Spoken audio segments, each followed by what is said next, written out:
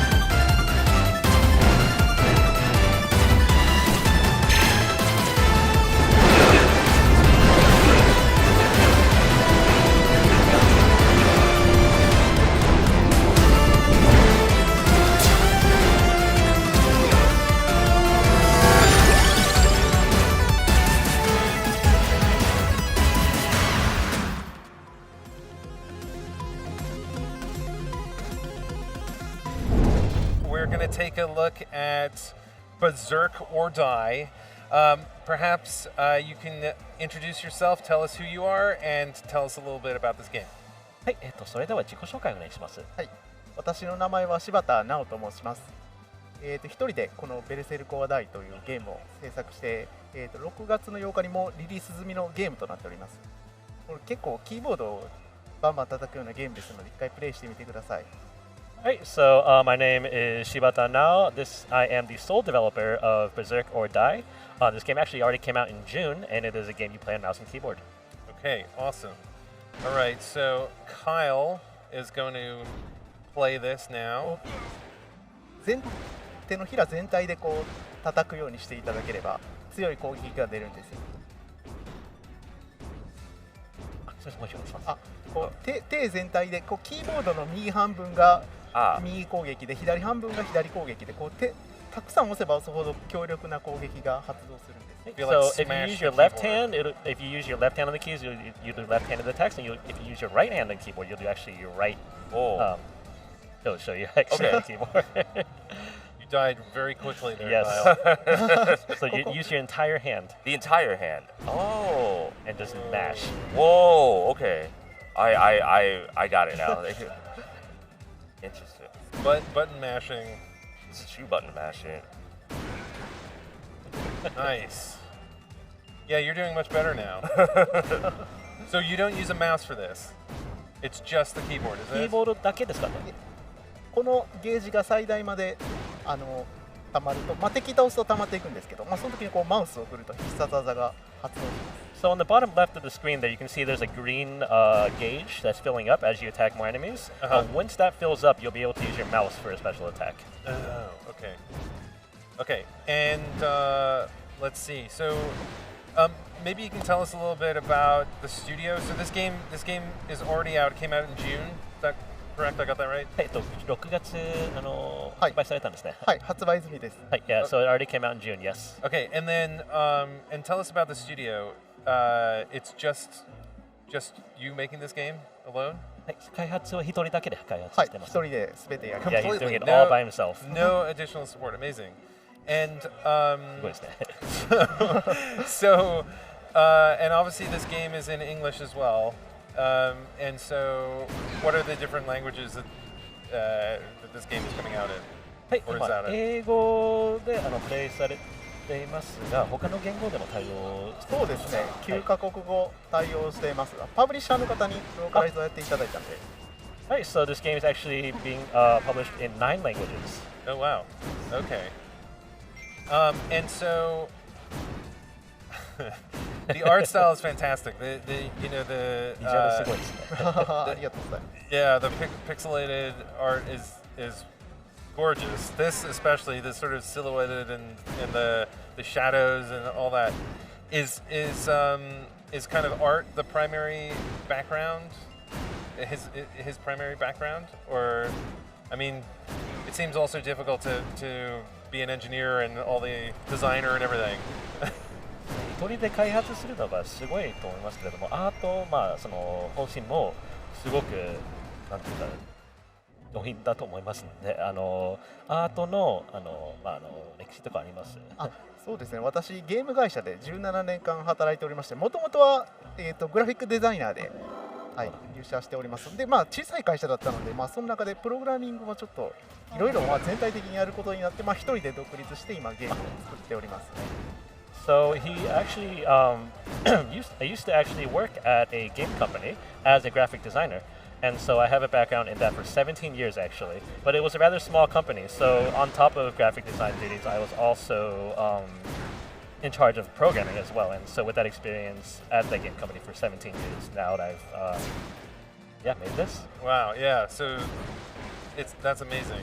It's amazing to kind of develop that skill and then to be able to make something like this. Is it very unique? I mean, I don't know of another game that has this kind of control scheme. How did that evolve? Was that the design from the very beginning? It seems like a very cathartic way to play. Maybe Kyle, you can explain your emotional experience of this game. I mean, the way it is now, they say with beat 'em ups, it's just hitting one button over and over to, attack people and things like that. But it feels a lot. The lack of better words, the visceral feeling of it feels really good. You're literally slamming the keyboard down to attack people on here. You're giving it your all as you're just slamming into them. It feels so great.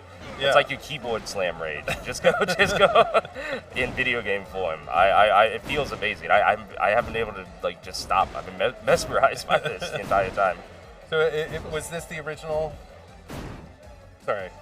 そうですね、コントローラーはすごく、ユニークだと思いますけど、キーボード全体叩くのがなかなかないので、それどうやって思いついたんでしょうか。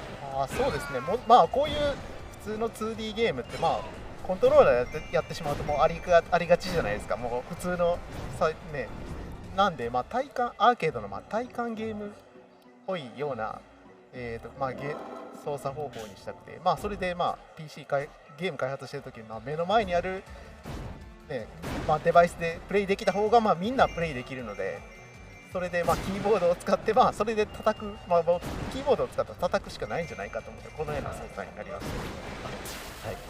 So, when you play games in 2D, it's pretty typical that most people are used to using a controller to play them, right?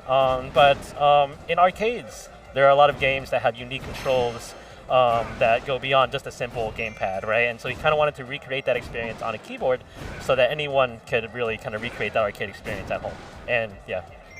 That's amazing. Is this, you say arcades, and I'm wondering, is that a sort of goal for you to have this in an arcade? 目的としてはこのようなゲームをゲーセンとかで出てほしいとかと思います。可能では。可能であればっていうのはこのゲームをゲーセンに出てほしいとか思います。そういうことですか。そうですね。できれば。将来的に。ね、なんかこういう昔ね叩く本当にアーケードだともう叩くようなボタンできると思うので、そうですね。出てもらえば楽しいと思います。Yeah, I think it'd be really fun if a game like this could come out in arcades. So it's just games where you can just really have fun by mashing. Yeah. What would be the interface in an arcade? Because obviously you could build whatever interface you wanted. So would it still be sort of a keyboard-based thing with lots of buttons, or what would you make for that? キーボード以外のデバイスが可能になったらどんな感じで作ります。そうですね。いろんなボタンとか。そうですね。コントローラーでも、プレイはできるんですけど、こうコントローラー全体を使って、たくさん押せば押すほど強力な攻撃が出るっていう風な感じですね。コンソールとかだと、そのハードに合わせたコントローラーにしたいとは思っています。アーケードでしたら、アーケードだと、多分本当に強く叩くボタンが欲しいですよね。そうですね。Yeah, I think if this were to come out in arcades or something like that, just two just a bunch of really big buttons to hit. Yeah, awesome. Yeah, this seems like one of those experiences that really kind of gets the frustration out. すごい気持ちいい体験ですね。That was my. I used to play the drums when I was a kid, and it was like the most kind of relaxing thing to do was to beat up some drums, and after about an hour of that, you felt pretty good. I feel like you're getting the same experience here, Kyle. Oh, I feel great right now. I feel. 子供の頃ドラムやってて、昔ドラムやってて、それをドラム叩くのがすごくスッキリする感じなので、これも一緒かと思います。So if let's see, so you're using the special attack, right? Yes. So let's see this green bar fill up, and what do? So you just click the mouse or you shake the mouse? What you do on here is you just shake the mouse. Shake it. Okay. Yeah. So we're gonna let some bad guys come towards us. Bad guys. Oh wait, we gotta buy some stuff first on here. Okay. And okay, cool. And so you've got a lot of items. Oh, here we go. So you died. Didn't time it correctly. Yeah, I'll get it soon. Okay. So the items. Let's talk about the items for a sec, because there's all these different things you can purchase. Do they level up your character, or is your character kind of static, and the items just give you an advantage? How does that system work? さっき見たんですけれども、いろんなアイテムがありますよね。そのアイテムでキャラクターが強くなりますかね。それともキャラクター自身も強くなることがあります。キャラクター自身も強くなります。でも死ぬとリセットされる形です。Yeah, so yeah, you can get stronger mainly by acquiring new items, but of course, if you die, your character is reset. Got it. Okay. And do your items I'm trying to see if your sword kind of will, you can get a better sword and the various other things. Do they over time do they wear out? Do you have to kind of keep purchasing, or is it you just kind of level up your sword as you go?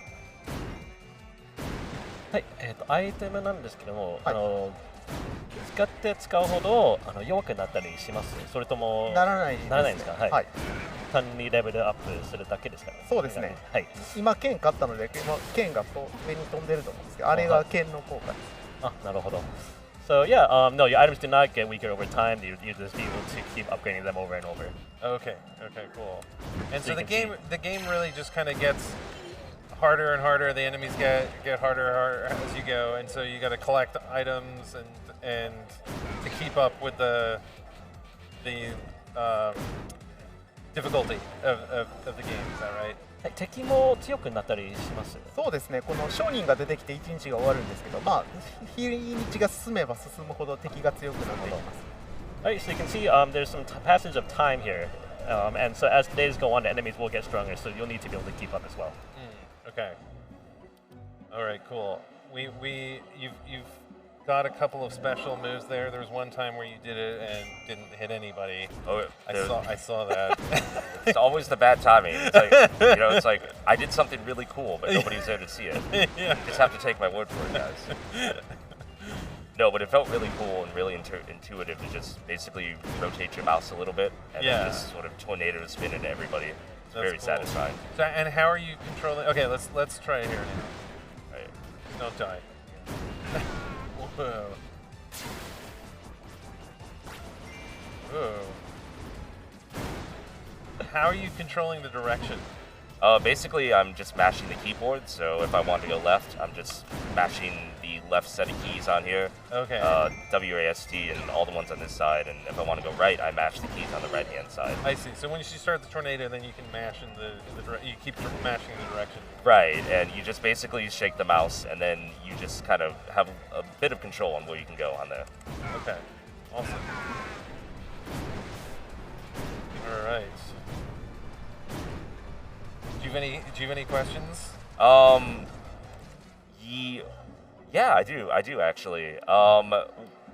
This seems very beat 'em up inspired. Were there any beat 'em up games that you've played that sort of inspired you to kind of create this game? ゲームなんですけど、すごくなんかベルトアクションっぽいゲームプレイなんですけども、それでなんか歌詞のタイトルにインスパイアされたんでしょうかね。いやそういうのはあんまりないですね。もう本当に単純なゲームなので、はい。Oh no, no beat 'em up games in particular. Just a game that feels really good to play. Oh, nice. Yeah. That's even better. Awesome. I think we have maybe like 30 seconds left or so. So, how can we find this game? Give us all the information, your Twitter, social media accounts, all that good stuff. はい、ゲームに興味がある方に何か伝えたいSNS 情報とか発売情報とか。そうですね、発売はもう先ほどもう発売しているので、このベルセルコア大で検索していただくとすぐ見つかると思います。はい、この本当にこの操作方法が全てのゲームですので、今まで多分どなたもプレイしたことない感じのゲームだと思いますので、ぜひプレイしてみてください。Alright, so yeah, you can find this by searching Berserk, or Die is already available to purchase. And yeah, we don't really see a lot of games like this where you can have just every key do stuff for you on the keyboard, so definitely try it out. And this is exclusively right now on PC, right? I'm assuming with the keyboard and mouse. これ PC? そうですね、今のところは PC だけです。Okay, so yeah, only available on PC right now. Okay, amazing. Until we get the custom controller, arcade controller, which we're all waiting for. Smash, smash, smash. Can't wait to smash it down there. So hopefully people's keyboards survive. Maybe it's good to get the one you put in the closet out for this game, probably. But yeah, thank you so much for coming and sharing your game on the mix.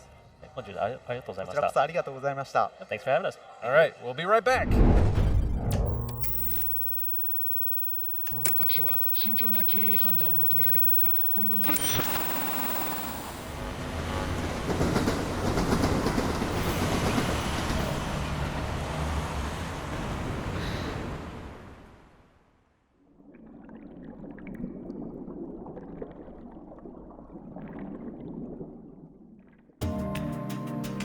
何か食べに行きませんか？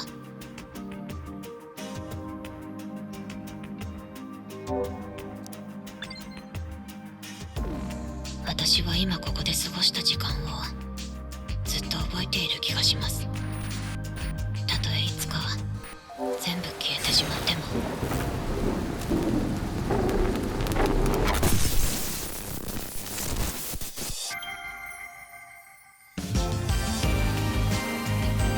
20年先にも世界があるのなら教えてください。そこはどんな世界ですか？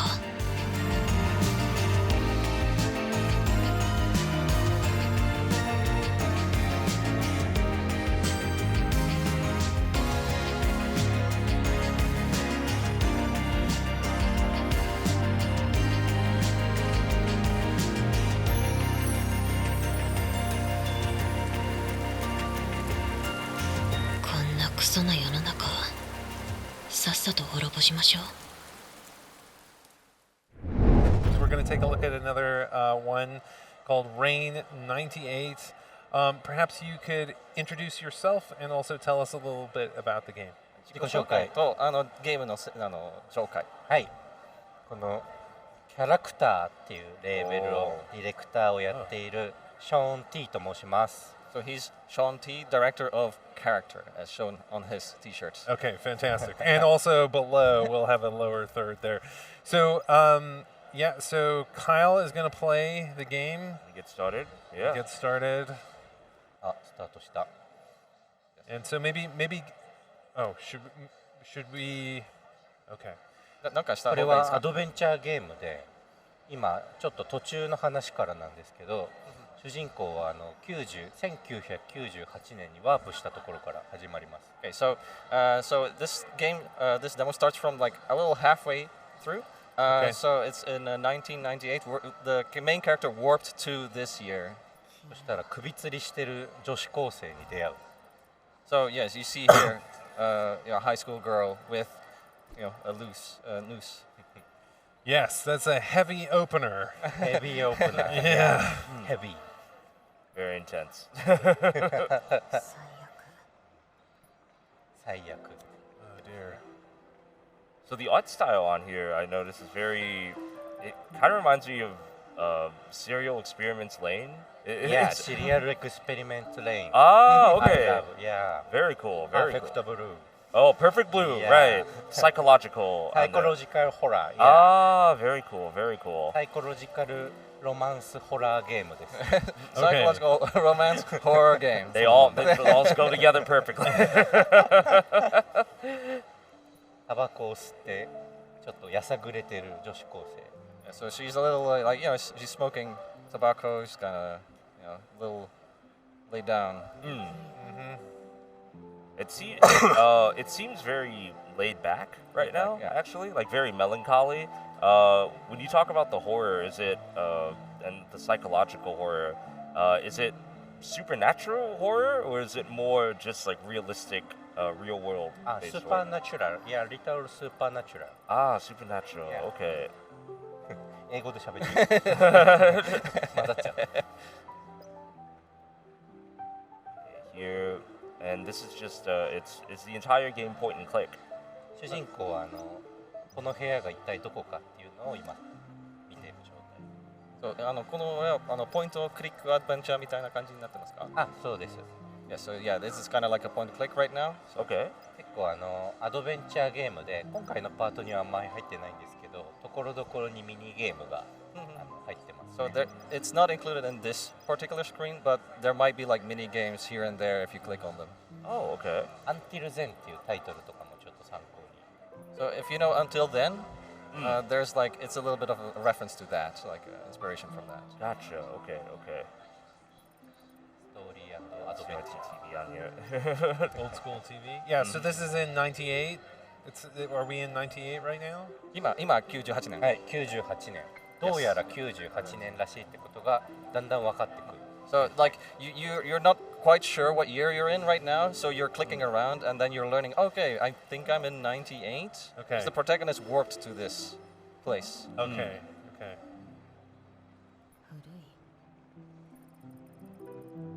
So does this progress forward like a typical visual novel? A very text-based focus, or are there certain elements in the background that you click on and unlock in order to move ノベ through? ルゲームみたいな感じでなんかクリックして進む感じですか？それともそうですね。基本は今回ご紹介するパートはノベルゲームが中心なんですけど、その後は実は渋谷に遊びに行ったりだったりとか、東京中をこう巡って彼女と共に一緒に過ごすっていう時間を結構いろんなミニゲームとかアドベンチャー的な遊び心地で。So this part right now is mostly focused on the novel, visual novel part. Okay. But yeah, later in the game when you're able to like go across Shibuya with her, just explore Tokyo and click around, play some mini games. 例えばたまごっちを育てたりとか、渋谷のゲームセンターで遊んだりとか、マクドナルドでポテトフライ食べたりと So か。 yeah, eating at McDonald's, playing around with a Tamagotchi, Oh. going to the game center. Truly, yeah, the game centers are still around you. Take me back. 一緒にカラオケ歌ったり Oh, とか。 karaoke together. Oh, okay. What were there any particular visual novels or visual novel series that were your inspiration for this? 今なんか参考としているノベルゲームとかありましたか？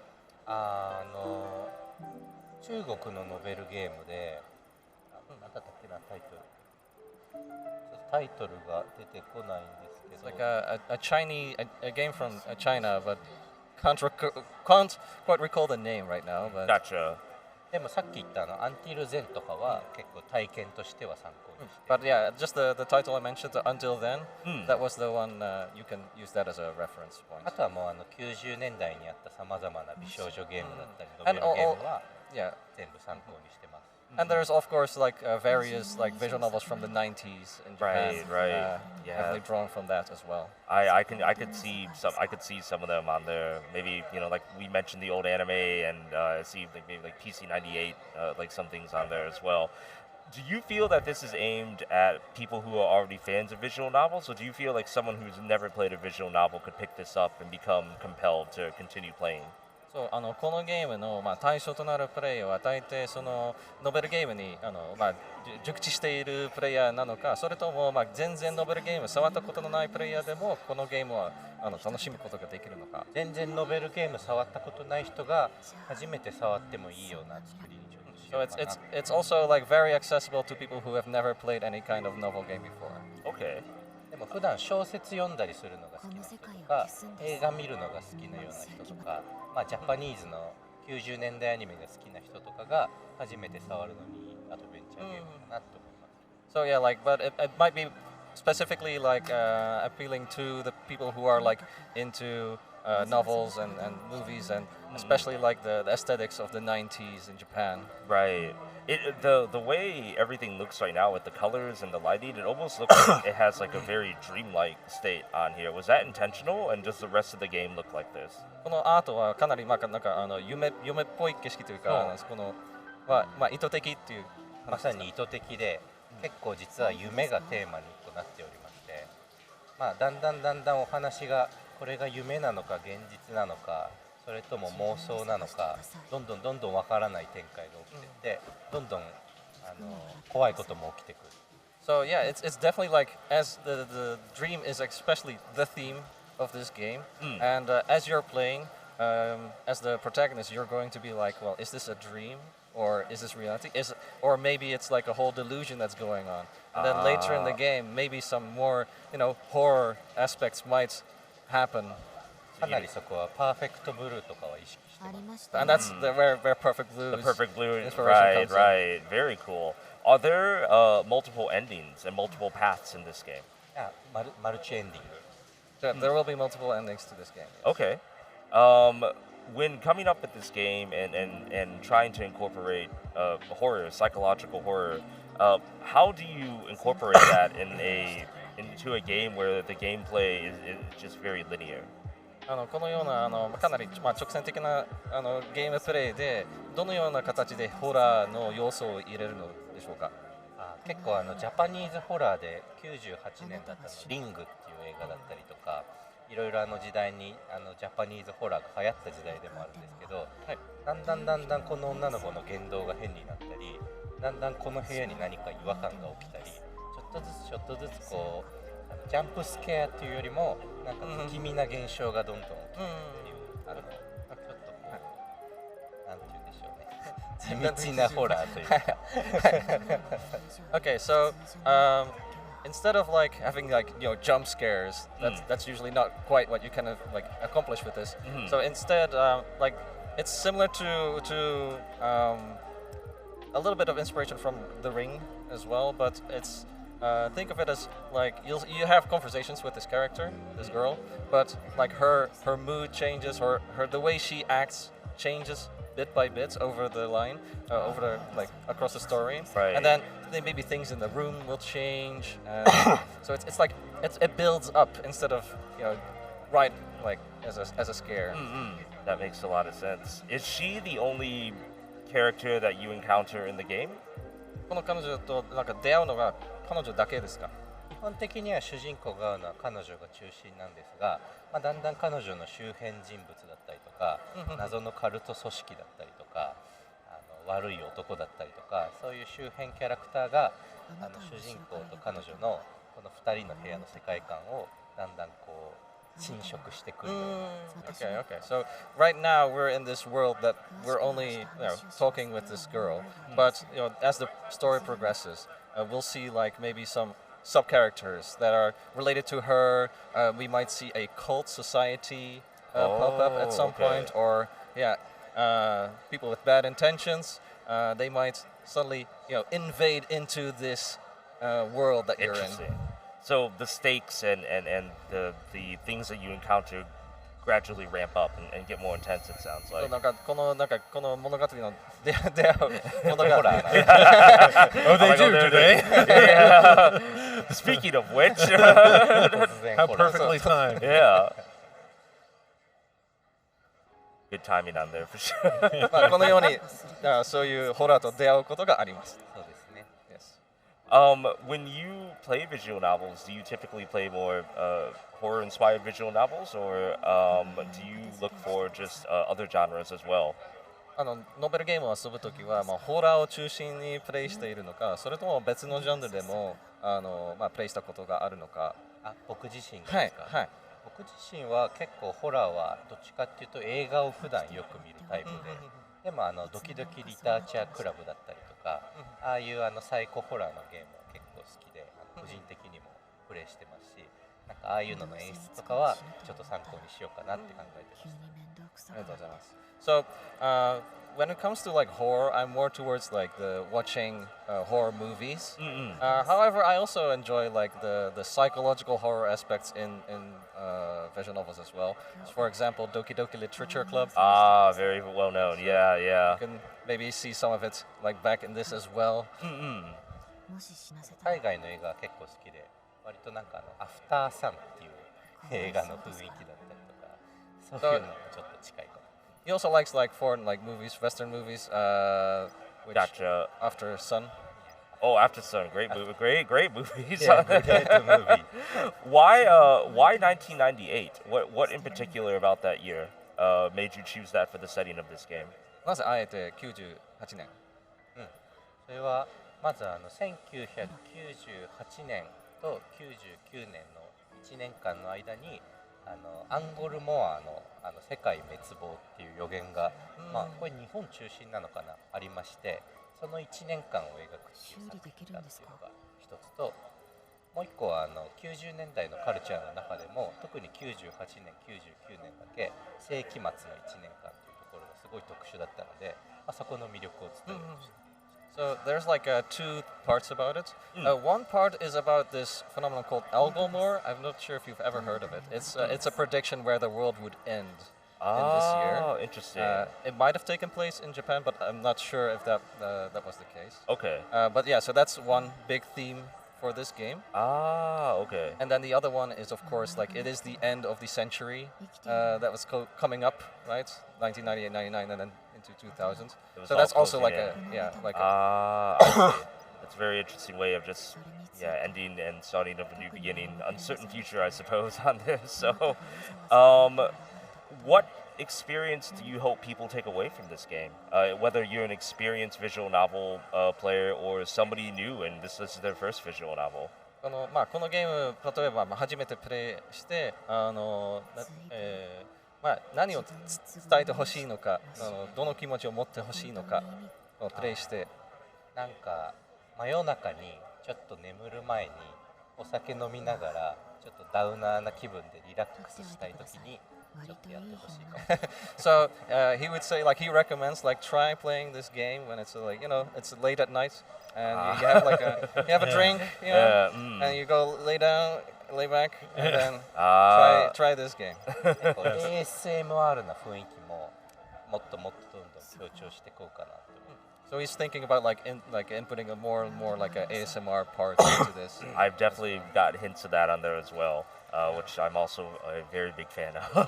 I'm getting very immersed in this game, and it is one of these ones that you want to like not be on a stream at BitSummit on the show floor. It's like when you want to play at night, like you said, in the dark. And このゲームに入るなんですか。ビットサミットを全部なんか無視してもう全部没入するとそう。Yeah, but it's very very intriguing story so far. So, Thank you very much for bringing it. Can you tell us where we can find the game and how we can follow its development? ありがとうございます。このゲームはどこで見つければいいのか、あとは開発はいつ頃になるのか。見つける場所はSteam が今は出そうとしてまして、もう Steam ページもすでにあるので、ぜひウィッシュリストに登録してほしいです。で出る時期は今絶賛開発中で、今年の年末ぐらいを予定してるんですが、ちょっとこれからどうなるか頑張り次第。はい、かしこまりました。So it's going to be on Steam. The page is already up, so please wishlist it if possible. In regards to like when it will release, it's slated for end of this year. They're in the final design phases, like the final art phase, but we'll have to see. Fingers crossed. Okay. Fantastic. All right, wishlist it. Rain98. Yeah. Go wishlist it right now. Fantastic. Thank you so much for bringing it. Thank you so much. Thank you very much. And we'll be right back with more video games. Right back. Bye.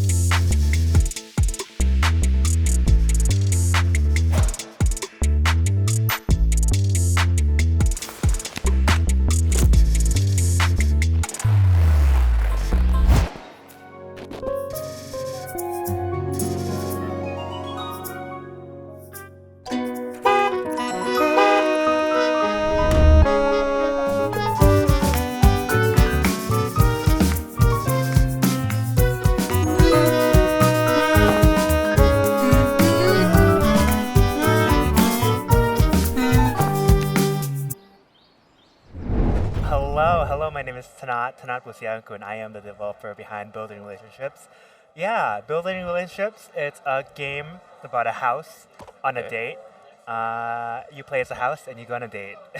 you play as the house. That's right. Interesting. Thank you. Okay, all right. Well, Larry, so you play as a house, and you're literally building a relationship with other houses. That's right. Is this safe? It's Before I go any further. it's a safe space. Okay. What was your so I have to ask, what was the inspiration behind this game in general? Yeah, a lot of wrong things. But no, there was one of the big inspirations was actually a short hike. I played a short hike during lockdown, and I wanted to make something in a similar style in terms of gameplay exploration. Okay. So that's where it started. So what was the from going for the inspiration behind short hike? When did the inspiration strike to make it homes and buildings and houses? That actually So this game started 10 years ago, actually. Okay. At a game jam university, and I wanted to make a dating sim for buildings. Okay. Yeah, the game jam was under theme construction destruction, and I was like, I can make a building game. Gotcha. I can make a relationships game. Gotcha. I'm always ready for some swanking. Let's do that. I'm listening to y'all, but I'm over here. But no, yeah, I decided to make both. So back then it was like a visual novel dating sim type deal, but I didn't really play enough of genre, so I couldn't make something in that genre. Gotcha. And in 2020, I played a short hike. I was in a different jam. It was called Unexpected Jam. Okay. And so I was like, time to build a short hike but stupid. That was. That is an amazing pitch line on there. Thank you. Yeah. Yes, I'm ready to meet Bachelor expats. Hey. And we gonna swank all day long. That's every choice will be swanking over here.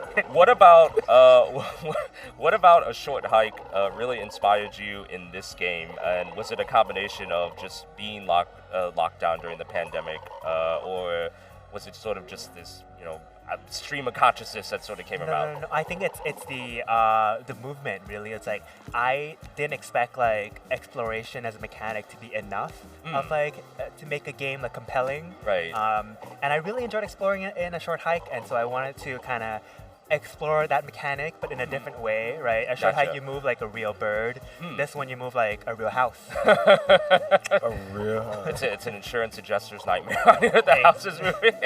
Of course. What was the inspiration behind the design of the homes and the buildings? Because they seem very... They look like Monopoly boards. Yeah, traditional. I was like European this style. is where all the hotels go and get down and get swanky. Like, I'm gonna need my hotels back. Yeah. But like, there are many different designs of homes around the world. What was it behind these designs that inspired you to put them in the game? You want to hear a secret? Yes, absolutely. They're free assets. Oh. And the reason they're European houses is because it's a Dutch guy who made these assets. You heard it here first, ladies and gentlemen. He don't even know. He or she don't even know. No. Okay. So when you were going through and making the game and using these houses, obviously, like, it's not the most streamlined moving across the ground. What are you talking about? Exactly. Yeah. So, you haven't tried jumping yet. You gotta jump. Yeah. I think. When you move these houses around, were you intentionally designing them to move just like a bit awkwardly, or was this just something that sort of came about as you were going through development? I think it is one of those things like, the movement, like, it looks awkward, perfect.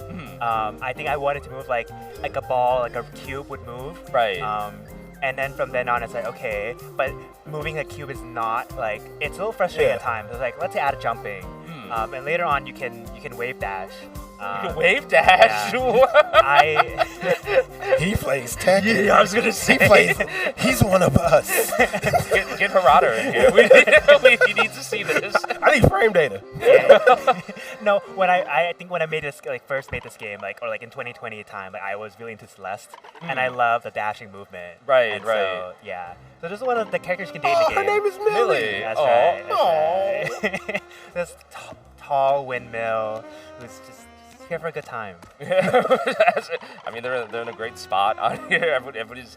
I guess one question I have. You mentioned like exploration, and I know sometimes in games like people, it's more. Not to cut you off, but this music just got sexy. Oh, are we in the sexy moment here? The music just got sexy. I talked to the bachelor pad and it just got sexy. Continue, but I just wanted the stream to know it got sexy. Everybody, the sexy music. No, like a lot of times, like games, they front load just like the action portion of it, or just like they talk about like you need to grab people's attention like right away, and exploration is a bit more gradual and takes a bit of time, but it's like a slow burn. So what is it about the aspects of exploration in game that really sort of just inspire you? I think I just enjoy seeing what people have made, and like I just enjoy seeing like how the world is constructed, what things people are hiding where. Yeah, I think during lockdown I was playing, like, my friend really got into The Sims 4, and like streamer challenges Sims 4 where you like, there's this thing on and like Twitch, for example, where like a streamer would give like some walls. Sorry, there's like, I'm trying to explain inspiration. And like, there's a lot going on right now. There's a whole lot of like renovation innuendos like going on here. Like, this conversation is like, it's cute, borderline creepy, but it works. Cause like, like it's little dolls playing together. It's just like, okay, would you like to go have tea? Like, sure, no problem. Like, it's more like, would you like to go have tea? Oh, there we go. Yeah, there we go. The shoulders. the subtlety of the shoulders out here. I feel like because you have these little block characters. Yeah. And it works with the conversation and with the dialogue, and you have little subtle motions, and then the camera moves in and out with it's a great relationship. Thank you. Yeah, it's fun. How did you come up with the dialogue in this game? I'm just on Grindr a lot. Oh, okay. Wait, are people like this witty? Are people this witty on Grindr? No. Oh, okay. They're not. That was a very quick no. But no. I think it's what I there are some people who like can hold conversation, and yeah. and some cannot. Most cannot. I'm sorry, can I read? Feeling the sand between the cracks of my foundation. I'm taking notes on all these, by the way. So I feel like these can be useful. No, because it's really witty. It's really punny. It's really punny dialogue, and there's like there's usually like a line if you go too far. It's like people start rolling their eyes, but this just seems like it's just the right amount of pun, just the right amount of cleverness in here. Thank you. Yeah, so I think part of it, and this is another secret for stream, is that I actually hate puns. You hate puns? I Okay. hate all kinds of puns. You became what you hate. Like, I'm aware the title of the game is a pun, and Right. I'm riding on success because of it, or like the game has found its audience because of puns. But I think it's because I hate puns, and I don't think that any of them are funny. Wow. So when you were writing this game, were you just like, oh, I hate puns, but I'm gonna put them in anyway, or did they just sort of like slip out and you realize like, oh my god, it's all puns? No, I think like a dialogue is definitely punny, but in a way like some people write puns with expectation, like this is the punchline, and like, it's funny, right? Are we all laughing, right? Yeah, the game, like, it never sets up a pun as a punchline. Okay. And so I think that's part of it, is that like the puns are there, but it I wanted something and that didn't work out the way I wanted it to. It was the shiny. That's why I came over here. It was shiny. Yo, hold on. No, I'm getting that. It's too late now. There. He's almost there. Where's my wave dash? I was gonna say, where's the wave dash? You have to find it. You have to find it. Oh Lord, wait a minute. I gotta get out this water. But you mentioned a little bit about inspiration in terms of writing, right? The other part of it is I watch a lot of like the D&D play shows. So like D20 is the big one for me. Yeah. Like it's a show of a dropout, and they do lots of like they bring improv comedians to do D&D, and so there's lots of like world building that's based around like humor. Okay. But in a way that's like it's stupid, but also very like grounded. Right. So like A Crown of Candy, for example, which is their take on Candyland crossing Game of Thrones. Yeah, so it gets serious and it gets stupid, and so I watch a lot of their shows, so it definitely inspires the way I approach. Like, okay, which part of this world building is serious? Which part of the world building is stupid? Gotcha. And yeah. Who do you really feel would just sort of like click with this game? You know, obviously I think real estate agents, architects, but who would you really want to kind of just embrace this game and just play it for themselves and hopefully fall in love with it? Oh yeah, it's the freaks. The freaks, okay. You're watching there. We're getting We so see many you. good songs. We see you. Right, so for all you can get back to your interior design a little bit later. We see you. I gotta go check in with Mint real quick. Sorry. So all the freaks, yeah. Okay, so the freaks. Yeah. The game, I think that it gets a little spicy at times. Okay. You know? Well, how spicy? Like on a spiciness level, like. My friend described it as like the most not safe for work, but safe for work. That is. I'm just flabbergasted. That's an amazing description.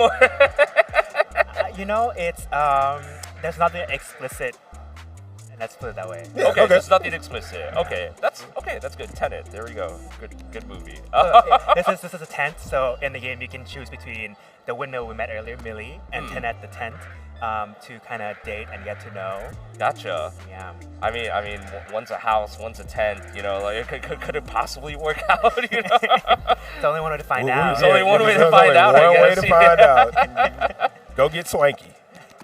So how long is this game? And is this game? It's available on Steam right now, correct? So the demo is available on Steam right now. Okay. The demo is around like 15 minutes long, but you can play a little bit more. Gotcha. The length of the game, it was not planned to be a very long game. Okay. It's like a short hike of inspiration. That we can finish that game in like 2 hours. Right. So that is the range. Gotcha. There is more of a storyline to this, right? So you go on a date instead of just exploration. There's an exploration mechanic. There's a storyline that's based around the building you choose to date. And so there's just like a couple of dates you go on, and then the story concludes there. But there'll be like secrets to find, things to discover as you unlock different movement abilities and access new areas. Gotcha. Lots of coins to collect, fish to fish up.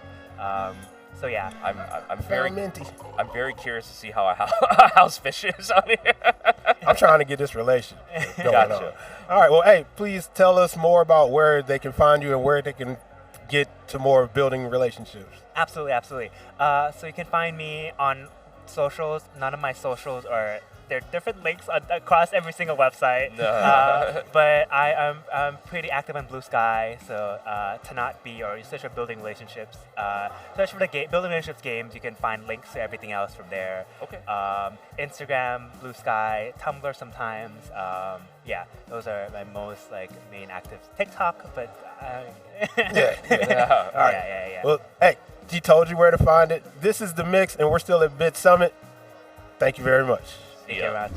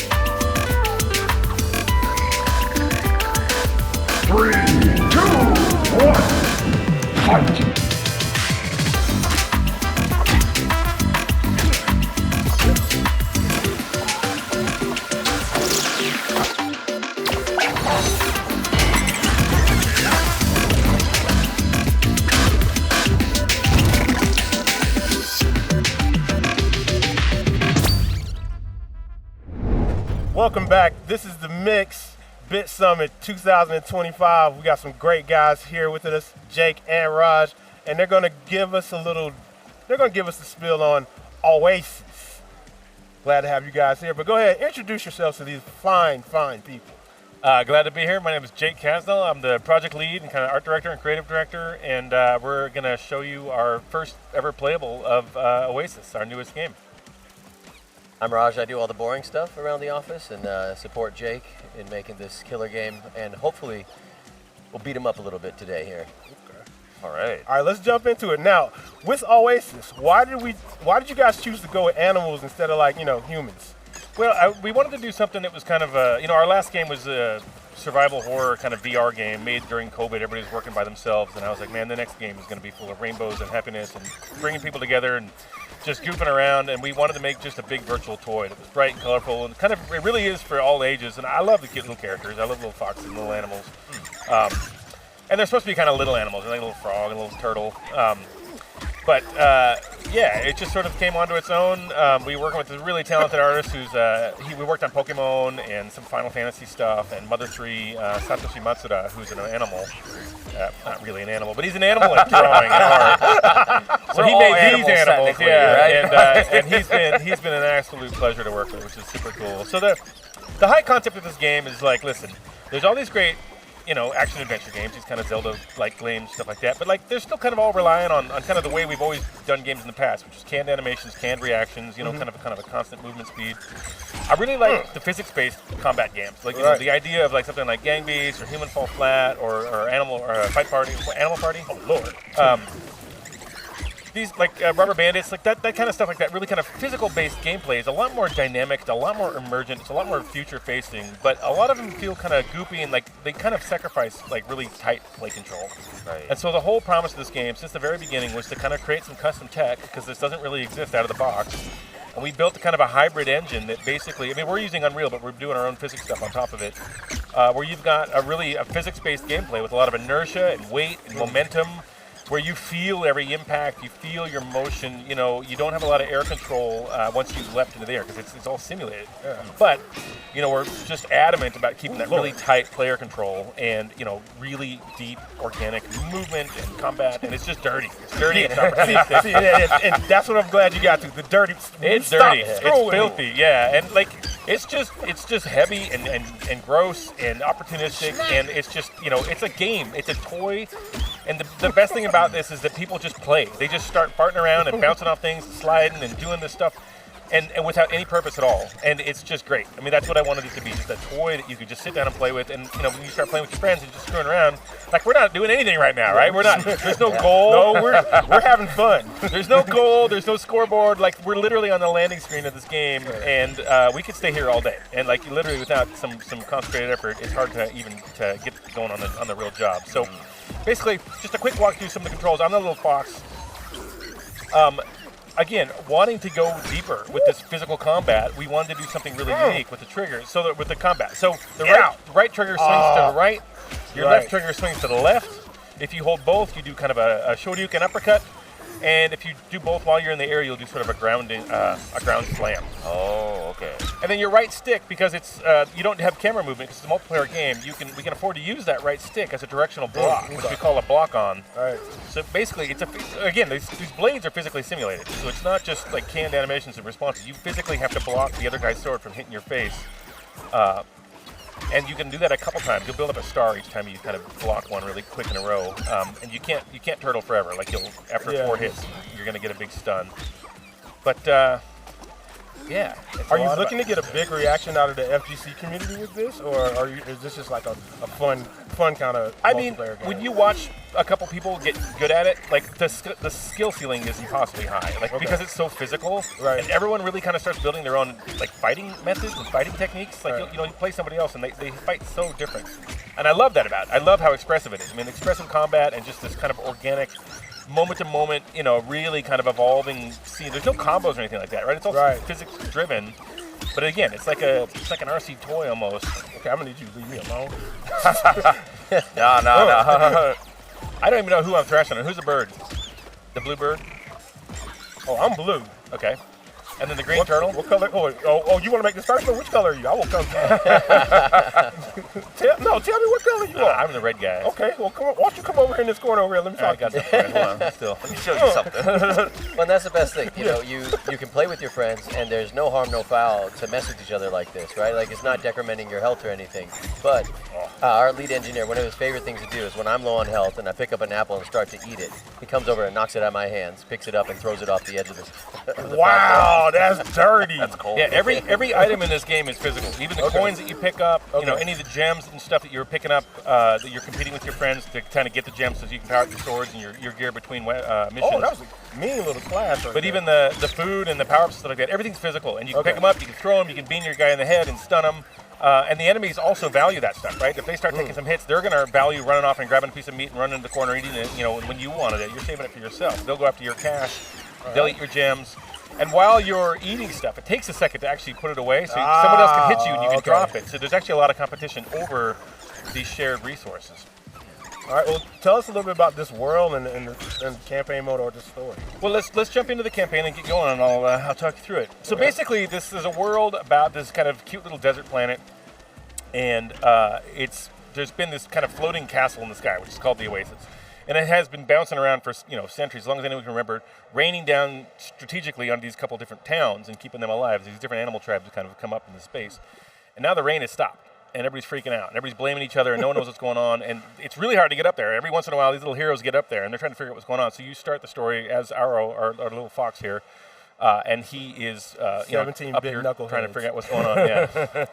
We have this fun kind of puppet system during our dialogue system. You can kind of blink, and it's just on one player right now for this build, but I can kind of just talk along and do goofy stuff like this, which is very reminiscent of like Star Fox. Like after you beat it, you can control the puppets in the game. Yeah. All right. And this guy's bitching about it being hot outside. This guy just says, "I want to hit something. Let's go." Okay, so again, the physicality of this thing is huge. Like, I want this thing to feel great and for something to just physically play with. Like, I love the really good skateboarding games. Like, I love Tony Hawk and everything, but for me, Skate was way more way more impressive because it was just like you could do anything. You just had to be able to do it, right? Like, you learned and you learned your time, you learned your rotation speeds. You learned this stuff. This is all about playing and bouncing, and like this physics just feels fantastic. So sliding down this hill, sliding feels incredible. Yeah, the sliding is like, it's a fun slide. Like, if I saw a grassy knoll, I'm doing this. Yeah, I'm sliding. Yeah. It's hard for people our size to do it nowadays. Yeah, the knees don't really give anymore. And so if you jump into this fountain here, we can just kind of do this as long as we want. Oh, okay. I know blue got kind of lost back there. This one's kind of hard to see, this little screen when you are all the way zoomed out. But basically, when you're playing, you can just do this over and over and over. And we're going to get into a kind of a final pass, cleaning up the game and adding more like little hidden coins and kind of stuff to do when you're flying down here. But right now, it just feels good to do it. And we just keep Okay. Up, see ya. So I noticed on here with the combat, like it definitely, you mentioned just like weight and impact, and I definitely feel it. Like when swinging the sword on there, like it's so hard to translate that from the screen to like a sensation on your controller, what you're playing, but like it feels heavy. Like it feels like I'm swinging around like a lump of metal on here. That's really impressive. Yeah, I mean it's really hard to explain that in a screenshot, and I think it's one of our biggest challenges. Like you really kind of have to get your hands on it and feel it. But everyone's like, wow, it feels like a real, I'm swinging this sword around. And again, that's the magic of that physics. It's not a canned action. It's not a canned response. It's a physical thing that's going on, and you're just a little dude in there with a big sword, and you're bashing everything. It truly feels like it. Yeah, very cool. So speaking of big swords, will we see other characters from other games with big swords as well? Will they make cameo appearances? I would love to do some cameos. We haven't really gotten any of those discussions yet, but I would like to get into some of that stuff. You will see lots of different weapons. Okay. All right. Okay. Basically, so it's not just a sword. Yeah, it's not just kind of your sword either. Like every mission, you finish it, you successfully complete it, you get a new piece of kind of gear with sort of a randomized upgrade chain. And so you go back to town between missions and you use all the money you saved from the mission, and you can upgrade your stuff, you can upgrade your gear, and they have different techniques and abilities and stuff like that. And there's spears and axes and hammers, and they all kind of control quite differently, and they got their own thing going on. That's a one-up fairy that we just kind of found. Oh, someone started building. What happened there? We got 5. So we have 5 shared lives for this campaign. Okay. 5 and so we gotta watch each other's backs. It's fun to fart around, and you're not doing any damage. Like I can hit you guys as much as I want in this mode. We won't do any damage to each other. It's just an insult, and sometimes it'll break down into kind of you hit me, I'm gonna hit you back. Gotcha. But in the first place, we got these enemies. So these are the goblins. We got little baby flying goblins, and then we got bigger foot soldiers.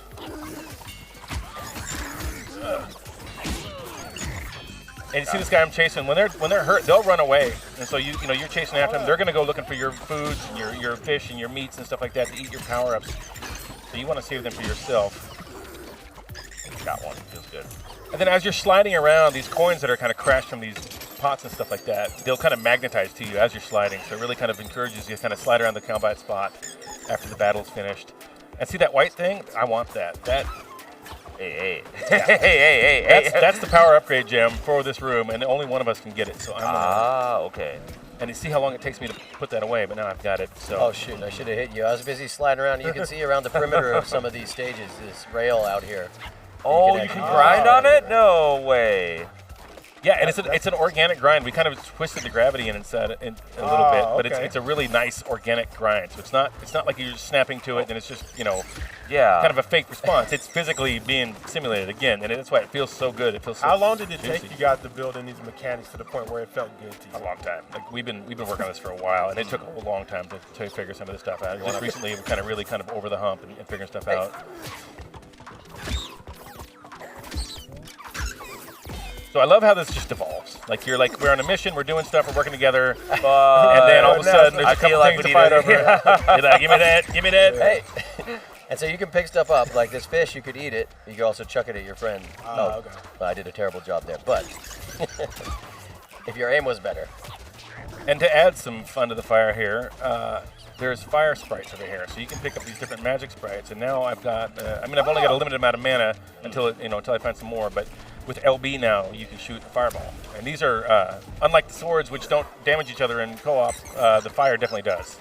Like you're bringing that into the gameplay place, and it is. So it's like Texas Bottle Rocket is like, okay, exactly. It's like, don't shoot me. Yeah, watch your fingers. Like, dude, I told you, don't shoot me. I'm looking dead. I thought that was an invitation. No, just a little insult, just because I'm feeling saucy. I mean, it's good warm-up, right? We gotta stay sharp, you gotta stay frosty. We'll help each other later, yeah. It's just a bit of fun. It's just a bit of fun. So do the other weapons that you mentioned in this game, do they have different physics attributes as well? Yeah, like the hammer is, slower and kind of heavier, but it really packs a punch. It takes longer to charge it up and everything and to use it effectively, but when you do connect, man, you send a dude flying. So that's good fun. The spear is a lot lighter, but a lot faster, and it's got longer reach. And then the axe is kind of in between the sword and the hammer. This guy's fun right here. Oh shoot!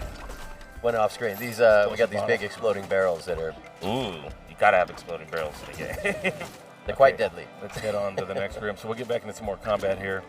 And this is going to introduce one of the mechanics of this game. So this world has been gooped up by the goblins. They've stopped the water from flowing, and so you're kind of going around these stages, and you're looking for opportunities to kind of get that water flowing again. So a lot of times you'll see something like this, where there's a room full of guys, you're hanging out, you're bashing on them, but then you realize that this thing flashing over here is a big wooden kind of stopper that has stopped up the water. So if I break this thing in the back here. Okay, you got environmental traps happening. Yeah, okay. I can fill that up with water. Goblins can't swim, that's why they hate the water. They stop all that up. And now we don't have to fight them all the way down to the death. Interesting. Maybe on our merry way. And now I've sort of opened up this little water bridge. So the goblins can't swim. Okay, and this is a beautiful transition. So if I'll go over here.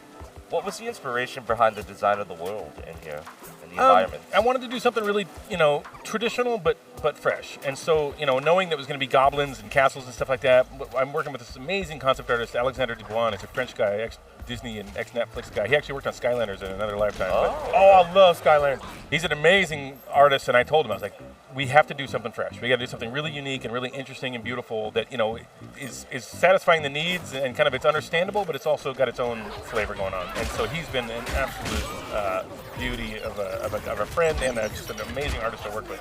And he's designed all of our environments. Very cool. Well, hey guys, unfortunately we're running out of time here.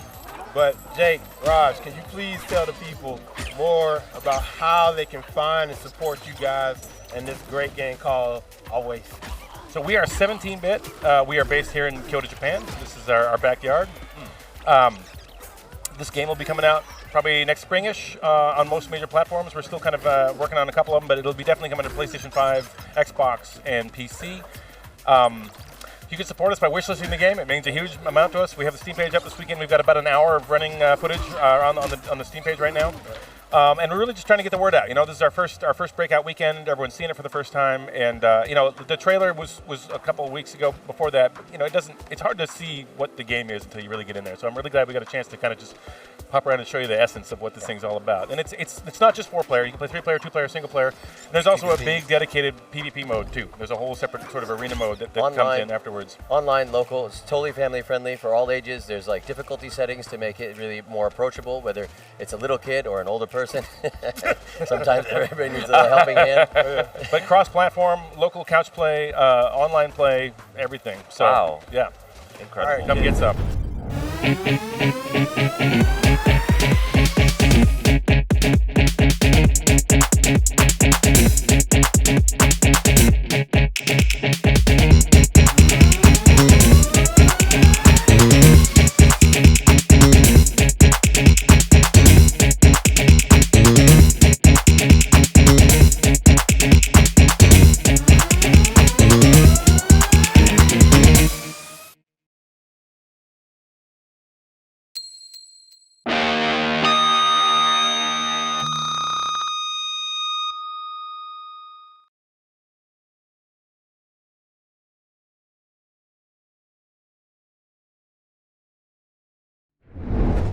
You know what it is, The Mix, BitSummit 2025. We're about to get crazy Sonic, but please tell us about the game. ちょっとゲームについてちょっとだけ教えてください。I'm sorry, and also introduce yourself. それとも自己紹介をお願いいたします。ヒロシでのプレゼンツという屋号でやってます。井出野ひろしと申します。His name is Hideo Hitoshi Hiroshi. 個人です。This is his own personal game. He's not affiliated with any company. プレイデートっていうブランクを持っている小さなゲーム機でゲームを作るっていうことをやっています。He made this game specifically to be compatible with the Playdate, which is a small controller that you can use a crank with that connects to your personal laptop. All right. Well, take us on a test drive. Well, before we jump into it, Crazy Sonic. So how much of this game is crazy and how much of it is Sonic? ちょっとゲームをやってみたいと思いますけど、その前にどのぐらいクレイジーですか？どのぐらいソニックですか？ゲーム。すごくクレイジーでものすごくソニックです。It's very crazy and extremely Sonic. Wow! Everybody buckle up. Yeah. Here's my seatbelt. Let's go. We're in for a wild ride. Hey, show. Let's see it in action. Yeah. プレイしてください。僕が危ないです。You want him to play, or would you like to play? I can try to. Okay, yeah. Why don't you play? I also did the. Buckle in, champ. Buckle in. All right. Here we go. Yeah, you can play in Japanese or English. Yeah. Rev it up. Oh, his name is Crazy Sonic. Yeah, this is Crazy Sonic, and I'm on route right now. This is crazy. So it's got a little story and everything. Okay. 物語も入ってるんです。物語が入る予定です。これは体験版なので体験版用の話が入ってます。So he's planning a larger story for the demo. There's only little bits kind of in between the levels, but yes, there is plans to be a larger story incorporated into the game. Okay. When you think about like driving animes and stories, kind of like Go Go Mach 5, did you have any inspiration like that, like Initial D or anything like that to make the game? いろいろななんかドライブに向けてるのゲーム、ドライブ D とかなんかインスピレーションをもらいましたか？そうですね。ドライビングゲームにもいろいろインスピレーションを受けていますし、RPG とかで敵の攻撃をたくさん避けるみたいなゲームにもインスパイです。Oh yeah. So he was inspired, of course, a lot by like racing games, like you said, but also kind of RPGs where you're having to kind of dodge and avoid different kinds of enemies, which you'll also see how it shows up in the game. Yeah. All right. And so this crank, was it hard to develop for the Playdate? Playdate のためにゲームを作るのは難しかったですか？そうですね。クランクを使わないといけないので普通のゲームとは違う考え方をしないといけないと思ってます。Yeah, because the crank is an added element, he did have to think about it in a way that is different than any other game that he might have made in the past. So it was a little challenging. All right. And in a game like this and using hardware like this, was it more of a limitation, like having to use like what just one color palette, or yeah? なんかペイレートは結構ちっちゃくて色が少なくてクレンクがあるし、これは限りという感じしましたか？それともそれはなんか面倒くさいなということを考えてしまいましたか？クランクを使うっていうことを使ってゲームを作るっていうことをぜひやってみたかったっていう感じですね。クランクを持ってるゲーム機って今までにないので、これがあることによって新しいゲームができるだろうっていうのが制作の動機なんですね。なのでぜひやってみたいっていう気持ちがあります。ずっとやってます。Yeah. So he's been making games for a while, but it was specifically because this had the crank that he was like, oh, I definitely want to try and make something that's compatible with his controller because I think that it could, end up with me making a game that would not be made otherwise, or like a different kind of game than he could. Like it was more of like an inspiration for him, I think, rather like a motivation rather than a limitation. Gotcha. I like that. Oh, sorry. No, I was you got it. I like that little addition on there. That like your hand's probably tired from cranking, so now we can talk. Pull over. Yeah. Pull over. Well, speaking about that, let's talk about the enemies in this game. Is there the police? Do you need a driver's license? Tell us more.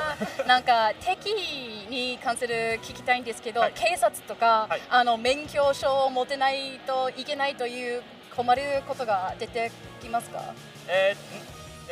現実でっていうことですか？いや、そう、なんかゲームでなんか警察が来るという状態が来るですか？彼らは正義の味方なので、警察とかと協力して早く誰かを助けるためにすごく急いで高速道路を走る。なので、超高速の車を運転するための免許を持っている。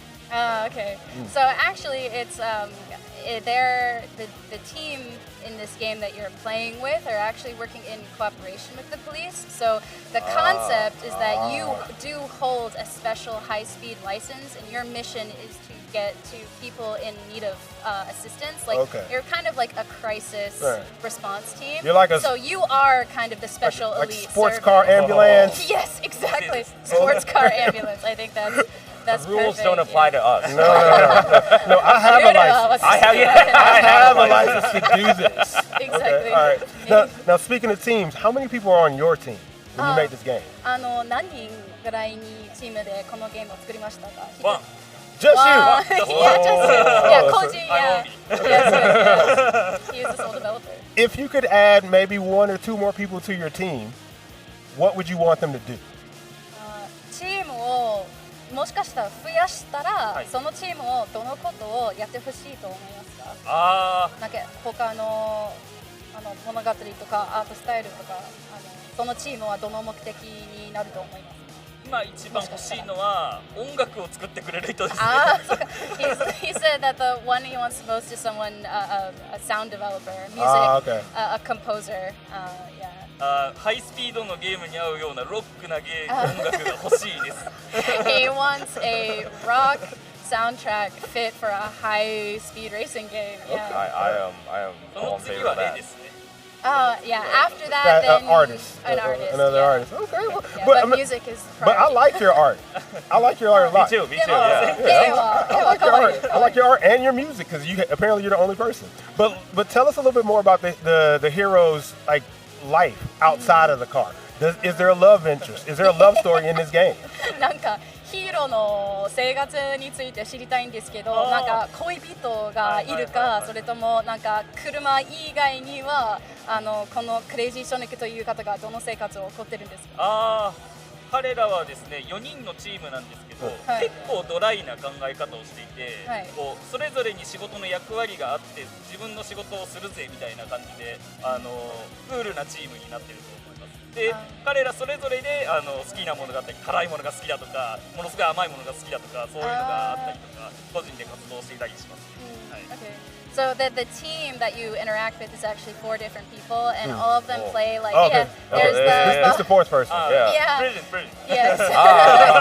Yes, Mr. President. So that's the president. Yeah. So they all have their own kind of distinct personalities and things that they like and dislike, but like together they're pretty much working as a team all the time throughout the game. Now that you've made a game, is this your first game being made on the Playdate? Playdate のゲームを作るのは初めてですね。Second. Okay. This is the second game on the Playdate. Okay. So what did you learn this time? From the first time to this time, what did you learn? Like somebody like me, I've never really played a Playdate, and I've never developed anything for it. But what would you tell a person who wanted to start making something for the Playdate? 最初のプレイメイトのために作ったゲームの時から今までこのゲームを作った時まで何かを習いましたとか、それとも誰かがプレイデートのためにゲームを作りたいと思ったらなんかアドバイスをどの風にあげると思いますか？基本的にはほぼ独学というか、公式のドキュメントを見て自力でなんとかやれる範囲でやっているっていう感じです。そう。今でこれからこのタイプのゲーム作りたいよっていう人がもしいたら、まあそういうやり方でもいいですけど、日本人であれば日本語の開発のコミュニティがあるので、僕も所属しているので、もし相談があればぜひ乗ってあげたいと思っています。英語のコミュニティもあります。So yeah, you said that it's one of those moments where you're not sure how the game is going to feel until you actually play it. I think with the controller and see it. So it's a lot of trial and error. But that he also, there's actually quite in Japan, there's a big community regarding like wanting to develop games for this console, and so he received a lot of advice from people in that community. And he said, like, of course, like there's also an big English-speaking community online that's like really excited about this new controller. So reaching out to the community and asking for advice would be his, I guess, biggest advice. Yeah. Because this game is definitely crazy and Sonic. But now, on a slowdown level, when the hero has to go to the garage, will there be any kind of like mechanic stage in this game? なんか車が壊ったらガラージに行くとか、なんか車を直さないといけない状態が出てくるんですか？今のところそういうことは考えてないんですが、ライバルでバイクが登場するようにしようかなとちょっと思ってます。Okay, so you're saying that as of right now, there's no like mechanic, like fixing the car mechanic in place. Yeah, because he's had a bunch of accidents. But that there are plans to have an enemy team show up on motorcycles, and that might be an added element. I think he's trying to make a movie. 映画を作りたいですか？僕も作りたいです。Yes, I do. You could put me in the evil gang, you know. I could drive a dump truck. 悪魔のゲング入りましょうか。There's a lot of story on here as well. Like it's really kind of refreshing actually. 物語が意外より多くて素晴らしい。ありがとうございます。今体験版なのでないんですけど、これから漫画みたいにこうキャラクターがこう来てなんかセリフがいっぱいババって出てくるコミック的なストーリーを語るシーンみたいなのを追加しようとして、そこでこうストーリーを展開させていくのかな。So it's not included in the demo, but as he mentioned earlier, there is a larger story that's going to be running through this game, and occasionally it will leave from the screen of the highway and go into more of like a manga comic type display where the characters are interacting and talking more in depth about the story. What kind of games influence this? Because like as I see him drive and he's going up and down, I see a little bit of Excite Bike. Excite Bike. Excite Bike. Okay. 影響を与えましたか。Yeah, looks like he knows. Yeah. So besides Excite Bike, are there any other games that influence this as well? その以外には特別なそのようなインフルエンスを受けてたゲームがありますか？特別に。いろんなゲームの影響は受けてるんですけど、正直このゲーム機に合わせると今までのドライブゲームのものはそのまま持ってこれないので、オリジナルで考えてこのゲームでドライブを楽しむっていうにはどうしたらいいだろうってゼロから考えたところが大きい、正直大きいです。So he said that he's I mean of course he's likes driving games and was influenced by driving games, but specifically because of the unique mechanics of the controller, he tried his best to kind of start from a very original standpoint and think of something that would fit the controller rather than fit the genre specifically. Okay. So first and foremost, you thought about the controller, not the game. 一般的にはなんかゲームのテーマとかジャンルよりなんかそのプレイデートのことの方が考えていましたね。そうです。このゲーム機で面白いゲームってどうやったら作れるんだろうっていうことをずっと考えてやっていますね。Yeah, that was what inspired him to even try and make this kind of game was the unique aspects of the controller. So he wanted to see if he could find make something even more original with it. Like it's crazy because like when you go through and you see the speed lines, and then when the city slows down, I feel like maybe there's a story, like maybe there's advertisers, maybe there's things in the back, like secret QR codes, but you gotta slow down to see. 車の後ろになんかすごく速くになるとすごくスピードが速いから見えないですけど、落ちなんかアクシデントとか事件が起こった時にはもっとはっきり見えるから、もしかしたらなんか番組になんか秘密とかなんか QR コードとかが書いてある気がするけど、そのようなイースターエッグとか秘密がありますか？検討させていただきます。I'll put it in. That's a good idea. That's what I like to hear. Oh yeah, and then once you get down to the point, like your original concept art is great. I would like to see like maybe that like a little polo shirt with a little driver's jacket. You could do something like that. Like 絵はなんか最初的にの自分の絵はすごくいいと思いますけど、もしかしたらなんかかっこいいなんかドライバー的な服を着けばいいなと思いました。なんかドライバージャケットみたいなバッジとかが見えたらいいなと思ってました。漫画で用意する絵で頑張って僕が作ろうかなと思います。Yes. 今それを頑張って描いてます。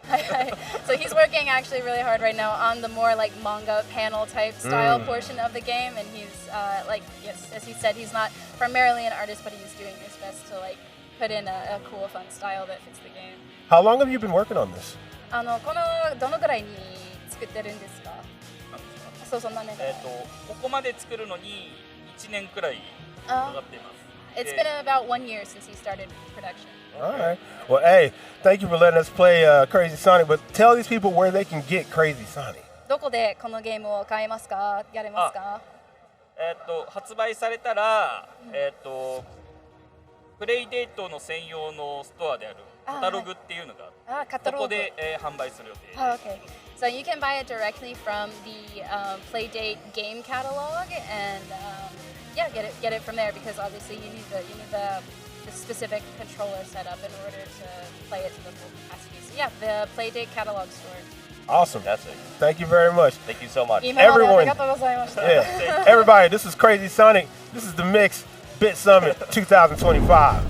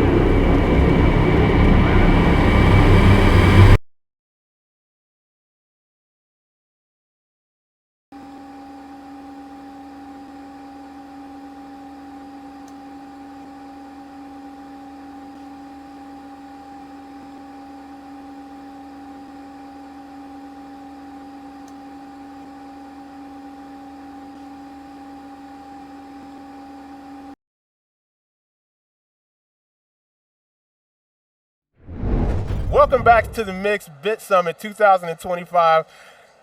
Scott, Kyle. What up? Adam. Nice to meet you. We're about to play No Players Online. And Adam told me it's not that scary, but we're going to see. So let's start. Adam, while we're starting, go ahead and introduce yourselves to these fine people. Yeah. So my name's Adam. I'm the developer of this game. I make it with like a small team with one other guy and a sound designer. It's called No Players Online. It's based on a game that I made in 2019, which was a really short horror game, where the idea is that you play an online game and there's no one online. Then it's like spooky. So that's the idea. But we're like expanding on that concept. So you'll see it's like a desktop interface and stuff, and it's like we're going a bit further into like the game and like who made the game and stuff like that. So it's very meta, very vibey, experimental horror game. Very nice. And is there a meaning behind MC93 Home Edition? It's just like the fakest name I could come up with. That almost sounds like Microsoft, but not really. So. Okay, all right, fair enough. All right, so we're gonna start here. Either you're gonna be John or Sarah. Oh yeah, I'll all right. John. Now, Adam, do you know John Mullard or Sarah? These people? Do you know these people? Yeah. So John Mullard is the developer behind the game. Okay. Basically. And who's Sarah? Sarah is his wife. Okay, all right. So this is their computer. You basically just found their computer. I do not know the password. They all have passwords, so I don't think you can get in. Oh. Wait a minute. Okay. Well, will I be able to get in later? Maybe. Interesting. Okay. Oh, I love it. Oh, it booted up. Okay, cool. That's what we like to see. Okay. All right, so. Now the sound is amazing, and I'm gonna tell you right now, Adam, I hate horror games. So if I scream, it's gonna be your fault. But I want to know right now, why do you like horror games? It's a good question. I feel like I started making horror games because I wanted to try it out. But then I found it's like a nice community of developers, and it's just in general kind of like you can do really experimental shit with horror, and people will accept it because as long as it's scary, you can get away with anything. Okay. Yeah. All right. So welcome to iWorld Connect. We got bookmarks. Okay. So we're just playing online. Okay. Yeah. This takes me back. Yeah. This is AOL. This is like the time frame for this game is where, like, what, 19, like, where does this So sit? it's set in the 90s. Okay, set in the 90s. But it's kind of like an alternate history because a lot of stuff doesn't make any sense. Okay. Like, the games are surprisingly modern for the 90s and such, but yeah. It's the good timeline, right? Yeah, exactly. Should we be reading this? You can. There's a lot of stuff that you can read in this game, but you don't have to read everything. Yeah. So basically, you can play Minesweeper if you want. Oh, okay. I feel like he's setting you up. I'm just saying. You know what? Let's play some Minesweeper. Let's play some Minesweeper. So you mentioned no players online about like empty maps or empty games. Right. Does that have anything to do with the? Have you heard of the Gmod source maps? You know, empty, and they have that very ethereal, eerie feeling. Was that sort of the inspiration behind some of this on here? Yeah, exactly. Actually, why is the screen slightly jumping? It's like as I'm sure I didn't like that laugh at all. I'm sure why is the screen slightly jumping? It's a really good point. Don't get this wrong, Kyle. Actually, that was like the biggest inspiration. Like as a kid, I used to play Gmod all the time. Oh, okay. Play like source maps with friends and stuff. And, right. Kyle, please, God, don't get this wrong. I will scream. I would like wait for my friends to join my game and then kind of hang out in that map, and it's fucking scary as hell. Okay. Yeah, And like in an empty server by yourself, right? Exactly. Yeah. So that's like mostly what the game is about. At any point, can we find some players online? The game is on multiplayer, no. It reminds me too, because you mentioned just waiting for him online. It's almost like that backrooms, like a theory, like liminal space type thing on there. The screen is doing this a little bit too now. Kyle, I know. We'll go. Kyle, slow down. We'll click it. Kyle, slow down. I'm about to. Yeah, so it's like it was like I feel like when I made the original one in 2019, I feel like that stuff was really coming up, like the whole liminal space type, so that's this is a type music games. player. Okay. So it's definitely like part of that as well. Okay. I mean, all right. So yeah, okay. Just turn the music on. Wait, did you hear that? Yeah. I'm actually paranoid right now. I'm like, am I hearing what I think I'm hearing? Man, your danger perception level is not that high. Okay. So yeah, in the beginning of the game, you can kind of just like explore the desktop a little bit. You can actually download video games from the game forum if you're bored. He is so setting us up. If you just like want to hang out, play some games. Yeah, let's check the files then. All right. So how many people are on your team? So it's just 3 of us. Okay. So it's me, and then Thibaut van den Broek is like my like. We're both generalists, so we can both do kind of everything. Okay. So we both do like equal parts of stuff in the game. And then Victor is a sound designer. I've been working with Victor for a long time. Actually, the first time we worked together was the original version of this game from 2019. Well, these are like actual. Yeah. These are like real menus. So if you go to the browser, you can actually like download video games. Okay. Because it's like a very meta game. It's like. Gotcha. On your computer, you go on a computer and then you download. Oh, okay. Games. Okay. So download. Okay, what is that behind you that? have other? to go to the bookmarks. So go to the forum and then you can just download some games that people. Let's do it. Let's put some games on here. This is so creepy.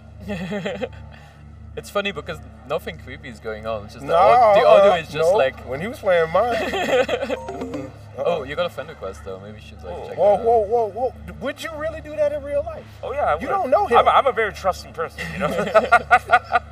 Quinn went. Your screen is all jacked up right now.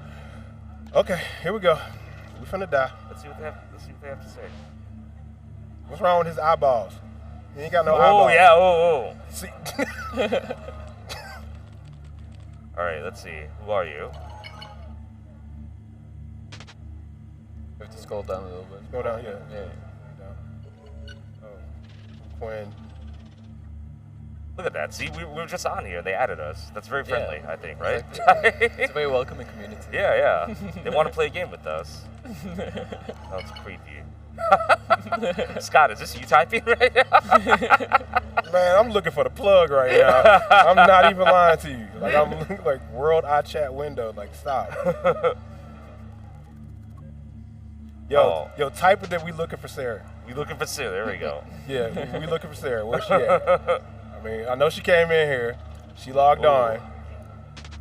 I'm gonna I'm gonna change my Discord profile pic to this. So just to mess with you.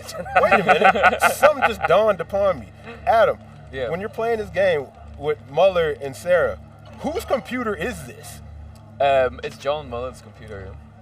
You just like found it basically, just like an old computer, and like, oh, cool computer, and you just like invade their privacy. That's kind of the idea. Oh, alpha test for shooter game. Okay, sounds promising so far. We're in the alpha. That's cool, but the music on here is absolutely fantastic. This is really menacing. It kind of reminds me of a lot of David Lynch films with that sort of just like ethereal, menacing soundtrack in the background. What was the inspiration behind the soundtrack and just the sound design for this game? Yeah, so I mean, this is a good question for Victor, but he's not here. But I think in general, we just wanted to be like really atmospheric mostly, because all of the horror like right now is just purely in the fact that it sounds scary. You know what I mean? Right. Like the presentation and stuff. Because you always kind of have to be a little bit on edge, because otherwise it's just a desktop. It's not actually scary. You should go back to the chat maybe. You download like a different game now. Oh. Let me get out of here. Sorry. It's like pretty open-ended. You can do like. Quinn doesn't have our information, does he? What? You're just giving Quinn our information. Just. Oh yeah, I'm setting up the back of our mom's credit card. We don't know Quinn. Quinn seems fine. Like surely nothing sinister. Oh, see, look. No, he just gave you. He's setting us a game right here. Can we talk amongst each other before you make these wild decisions. We're here to have fun. We're here to have fun, right? We're here to play Downloading games. video games from the internet is fun. Yeah. Always safe. I download unknown files all the time. Apparently. Yeah. Apparently.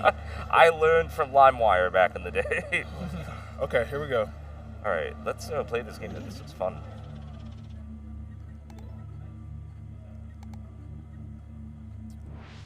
So it's like the music stop. A The music public stop. alpha The music test stop. for the game. The music stop. Ooh, Why is this getting bigger? Why is this big? Do I have to look? I love how it's. Do I have to look? Do I have to look? Let's see. Do I have to look? Open your. Do I have to look? Do I have to look? I All don't right, want to look. I really don't want to look at this. Create a room. There we go.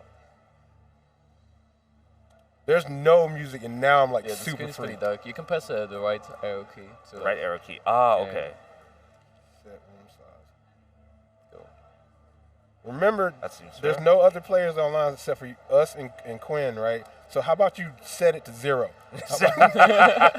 And that way Quinn don't have to come in here, and the only person who's in the room is us. All right, we should be good to go. No, I'm not good. Look at this. Okay, so it's Doom. It's Doom. Okay, there's a red flag.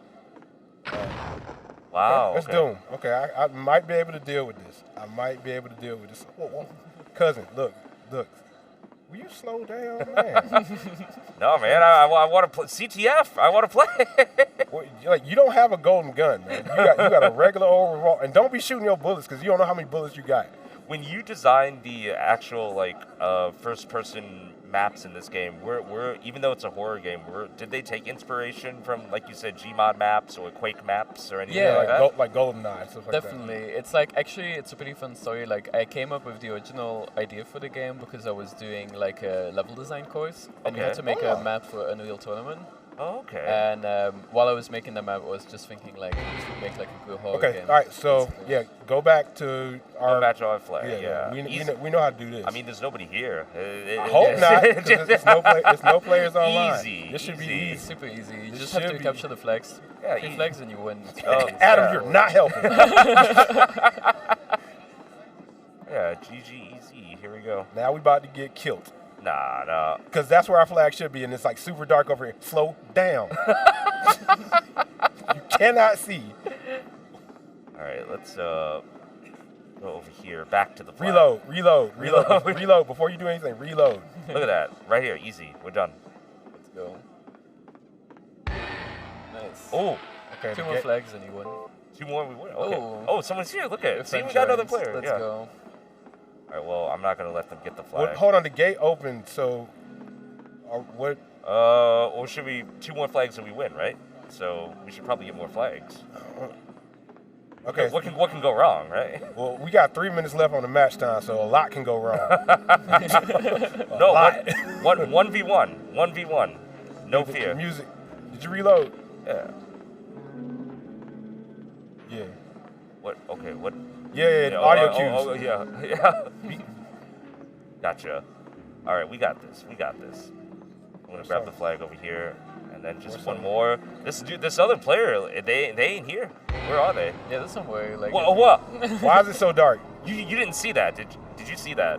See, man, no. Did you? Oh Lord. We should go this way, right? No.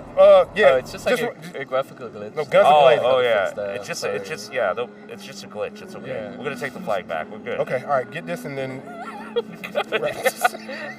I'm pretending really hard not to be scared right now. You wanna? Oh, somebody's singing. It's just some nice music. That's all. Yeah, they're on that Xbox Live mic from back in the day. If you go to the right here, you can check out the music. Oh, right Like, here? Yeah. Okay. Man, Look. I don't like being the first. Huh? No. Yeah. Someone put up some nice music to listen to. That's real nice. Why do you keep walking towards it? Oh, why did you do that? Oh. Yeah, why did you do that? Listen. Listen. You want the music and then you don't want the music. And I then didn't tell you to shoot that. I know I didn't tell you to do that. I'm actually very terrified right now. I'm actually very unnerved. Nothing's happening though. It's just some music. It's like a little online game. There You're you go. winning. You're doing well. Yeah. One more flag and you got One more it. flag. Okay, Let's so go. one more flag, right? All right, so okay, we're gonna see what happens. Just one more flag. One more flag. The music stopped. We're good, right? Yeah, exactly. Yeah, we have. Just. Oh Lord! That's No, okay. shoot! I'm trying. What's wrong with your gun? I'm trying. I'm trying. Okay, I'm not good anymore. Let's I'm just not good. Okay, kids. All right, guys. Woo! All right, so It's okay. yeah. You're almost there. Just like one more flag. Hold and on, you win the game. guys. I'm sorry, but I am done. I'm so done with all of this. Adam, I love you, but I'm done. Before we get out of here, Adam, can you tell them a little bit more about the name of the game and how they can get in touch with you and your crazy friends who make this game? Yeah, so the game's called No Players Online. If you just look that up on Google, you'll find it. The demo is already out, so it's like an hour and a half. It's like a lot of stuff that you can already play for free, and the full game comes out in November. So There you go. Would this game be available on Steam? yes, it's on Steam already. You can wishlist it as well. Wishlist it. All right. Be Yeah. sure to wishlist it. Be brave like us, and Be a chicken shit like me. All right. Okay. All right. Okay, guys. This is the mix. No Players Online. That was a good way to end. All right. No Players Online for a reason. BitSummit 2025. Adam, get out of here. Thanks for playing.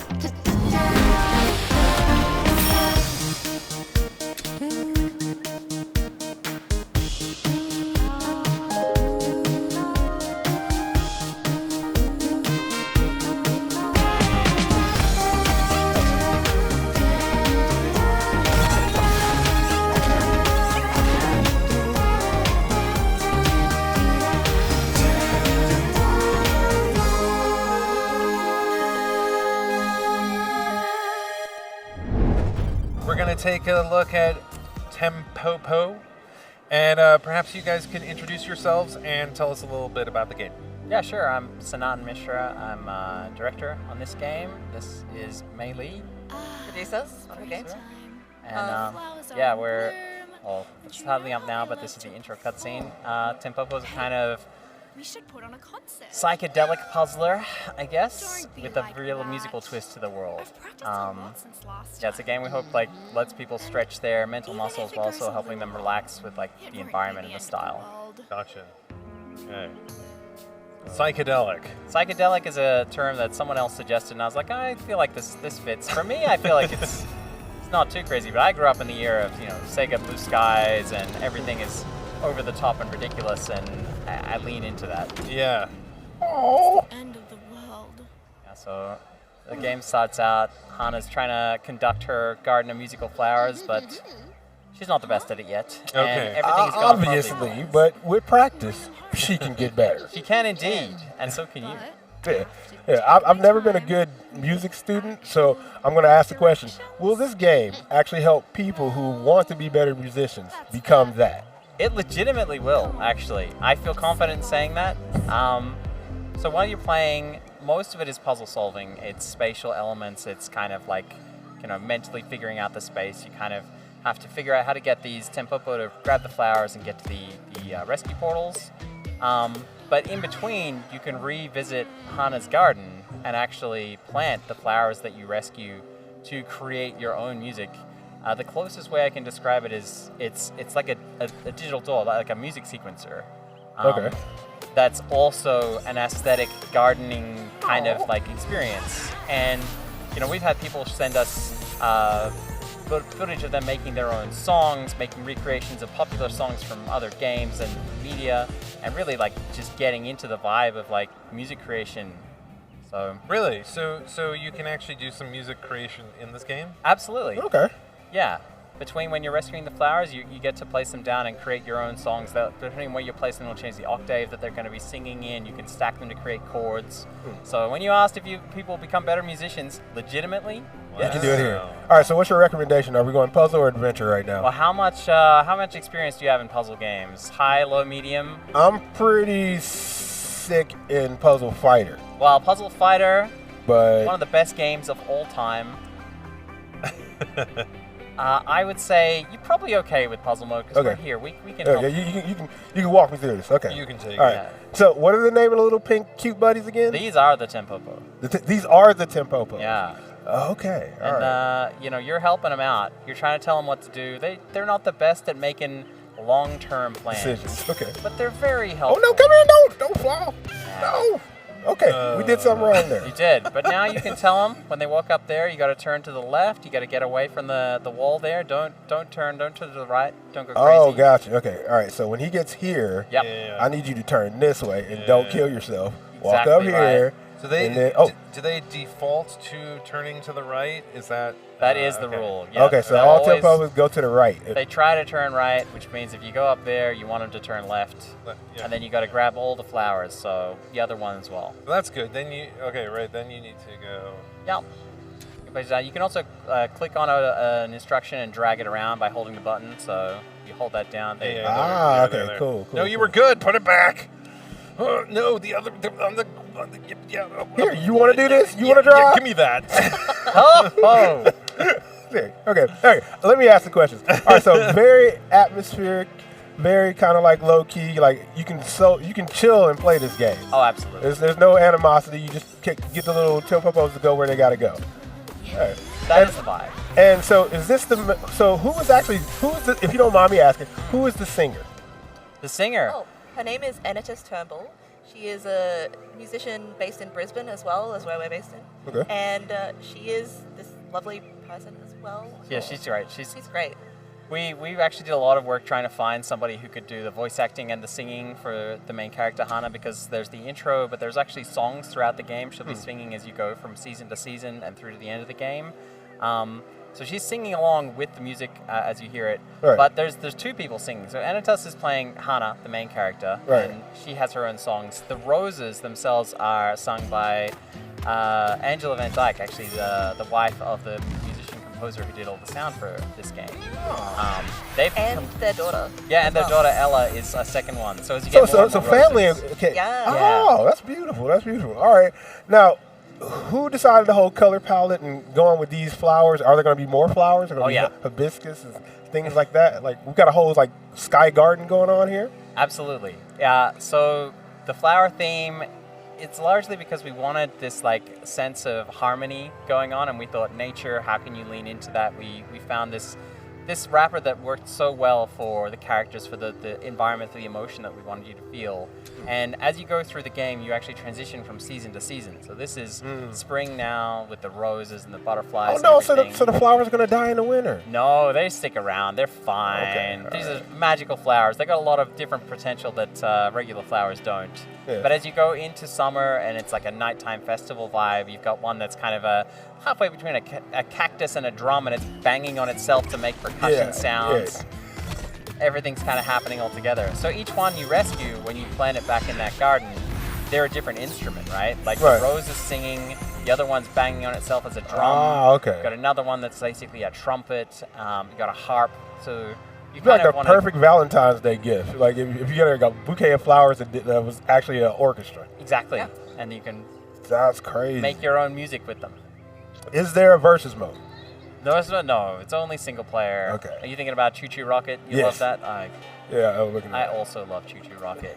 A little bit too stressful for the vibe of this game. Choo Choo Rocket versus, you can get to fisticuffs in that pretty quickly. Yeah, right. So how far can you, like, how big is this world? If you can. Yeah. Well, if you hit the trigger there, you can zoom out and look around and see like some of the islands around you, like other spaces that represent the other puzzles. Oh, things have gone horribly wrong here. I killed 3 of them in one go. I do love their screams. I love her facial expression, her animation. Like, look, baby, I need you not to do that again. Yeah. Like, look, you've made some good decisions. You made some bad decisions. Yeah. Let's change it around. I may have color-coded some of the blocks on the ground that I suggest you put instructions on, just to give people a little kick at the start of the game here. I love how you work with the ring menu, and like, because when you open it up, it blooms out into a flower. Yeah. So you stay with the aesthetic the whole way through, which is really, really airy, extremely light. Goes well on a T-shirt as well. So, how much is the merch? Let's talk about that. Wish we had merch. So this is just a puppet that I made just to bring to. You made that? Yeah. Okay. Cosplayer turned game developer. So I was just like, you know what needs to be at game dev thing. So right next to the computer, you got like the sewing machine. Yeah, exactly. Actually, yes. Literally, like my sewing machine is next to my computer. Yeah. Psychic powers. Yeah, you just saw into my office. Oh, we got a little dragon and the thorns. So who is if you can tell us, who is the enemy? The enemy. In this game, there's no real enemy. So even this character here, who can chomp you, and this character is called the Chomper. So right. It's a very basic name. You can hurt the characters. You can explode them into little things. But actually, the theme of this game is harmony, and so the enemy is just the chaos. Okay. Right? You're trying to learn from that. You're trying to learn from your mistakes. You're trying to improve and get everything into this perfect sync. So even this character who can hurt you can actually help you. He's helping you. Okay, all right. They can chomp everything. So you realize eventually, when everything's working together, you're succeeding. And the music changes in every level as well. There's so much sound in this game. Yeah, it's fun chaos. Everybody's having a little dance. She's not happy though. Yeah, she's stuck. Yeah, that's right. When she gets into a loop after a few times, you can kind of tell that things are going wrong by her going ugh and like. I don't like But this. you're pretty close. I think you close. know what you're doing. There we go. Ideally, do you see people actually taking inspiration from this game and like, I don't know, actually making their own track? Oh we yeah, already have absolutely. had people so far. Wow. It's so lovely to see people make original music in Tempopo. Like, Would there ever be a chance for their original music to get into the game? Well, that's a bit more complicated, right? Yeah. The user-generated content thing. I mean, what we're really hoping to do is inspire people. Right. With creativity, the way that we're inspired. Like if you think back to when you were a kid and you would look at games and you'd look at them and you'd think, what is possible? I've definitely taken from those experiences of my youth. Obviously, you can see some Choo Choo Rocket in this game, right? Yeah, Which I definitely. love that game. I love Lemmings. I love all of these spatial puzzlers. But it's not just the games, it's also the musicality, it's the atmosphere, it's the theme. And in this game, I'm thinking, if there's someone out there who plays this and it unlocks a love for music composition in them, isn't that wonderful? Yeah. Like I was, just like looking at how everything's like put together so well. This is a work of art, but what was the biggest hurdle for both of you to get over to get to this point? You want to answer with? I think just wanting to have the vision complete and not leave anything out. I think that's why it took just a little bit longer to be able to come together with everything. There's so many pieces that we wanted to bring in, especially the Melody Garden and Hana's Garden. So for music composers, if you're still a little bit shy about doing your own music in a traditional music synthesizer, we have Hana's Garden, which is a circular-based music synthesizer that would sound good no matter where you put the flowers. So if you base it more on aesthetics, visual aesthetics, it'll still sound really good. But if you base it more on oral aesthetics, then it'll be great. So it's kind of like a slow introduction and having a lot of the really kind features that we wanted to be in this as well. I think that was like the biggest hurdle, just wanting to have it all. Oh yeah. It's always a hurdle in indie game dev to want more, right? Like this game's very visually complex, the audio is complex. Like on an individual level, for me, the hardest part was definitely the puzzle design. We're playing it here, and it seems to be going at a good clip. It's soul crushing when you put your game in front of someone and they don't get it, right? If they don't get it, and you go, how can I help them get it? Yeah. And everybody's mind works so differently. Yeah. So, some of the best compliments we've had for this game, and we're very lucky to have had some great reviews and be nominated for the Excellence in Audio Award here at BitSummit, actually. But in the positive comments people have said is that they feel the flow from start to finish, it's helping you, it's like guiding you along that path. And that took years of tiny refinements. So that was the biggest hurdle for me. We have about 1 minute left. I was wondering about the music creation. Yeah, go for it. Check it out in the garden. Is it in the garden? Yeah. Okay. Yes. So if you're here, you can just click and place some roses. All right, make a banger, Alex. All right, here we go. Now you got a couple there. Put some more somewhere else. Oh, okay. Yeah, so you got to reset now because it'll just keep looping around and play the sound from each of them. Our time is all running out. And as you see, these are the flowers that you've collected already. And as you go through the seasons, there'll be more flowers and more instruments available. So it goes back to the whole thing as each flower is its own instrument. Yeah, so far we have just the voice flower, but we also have this individual track for spring for Hana's garden that she'll sing to. And based on where they're put in the garden, you'll hear the difference in the tone. Yeah, so, they have a different octave based on the distance from the center and the timing as well. So you've only got 15 right now, which is limited, but you can already hear. You hear the difference. Yeah, and each time they come around, they're going to harmonize with the backing track that's going on, and it just gets more and more and more complicated until there's several, like a couple hundred flowers on screen singing and making different tunes, and harps and trumpets and drums and a beat going underneath. Oh, cool. So you just keep adding different... That's amazing. Yeah, because it's like built on a MIDI loop, basically. It's essentially. Okay. Yeah, it's like it is a full MIDI sequencer. Yeah. Amazing. This is fantastic. And you're right. Like, this is how people will understand how music works and learn about composition. Thank you so much for bringing this game. It's fantastic. And so where can we learn more about it? Is it available now? It is available now for Nintendo Switch, for Steam, and Xbox with Game Pass. You can find it online. Just search for Tempopo, tempopogame.com. Check it out. Perfect. Awesome. Well, thank you so much for coming. Thank you for playing. Yeah, this was awesome. This is exactly my kind of thing. I love the puzzles. And very funny death sounds. That was my favorite part. If you love the puzzles, I'm excited for you to get to the challenge levels. Oh my god. Total, there is like 60 main levels and 60 extra challenge levels, and they are so difficult but so satisfying to figure out. Just so wonderful job with the puzzle. I regret. I'm sorry, everybody. Awesome. Well, thank you very much, and we will be right back.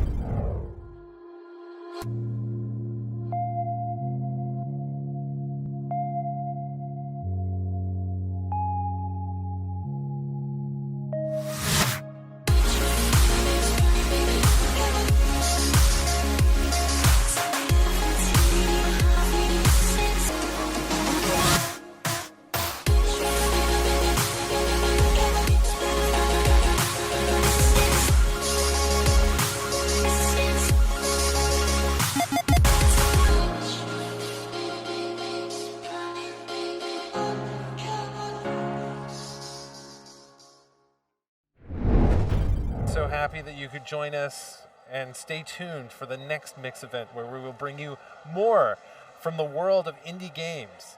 It's a bottomless pit of joy. And creativity. Absolutely, yeah. All right, so we will see you at the next one. This is the Mix. See you around. And that is our show, the BitSummit 2025 Mix Showcase. So many great interviews, dope games, some quirky titles, some super sick titles that I haven't even heard of. We hope that you guys could wish list those games, support the games, play the demos. You guys are so great. Shout out to BitSummit for putting on such a great show. Alex Wilmer from Wilmer Sound for putting everything together in Kyoto. Scott Popular, you guys are so great. And you guys for all tuning in. We will see you soon. We have Indie Fan Fest coming up and the Fall Game Showcase. You guys are amazing. We'll see you later. Justin Woodward out. The Mix. Peace.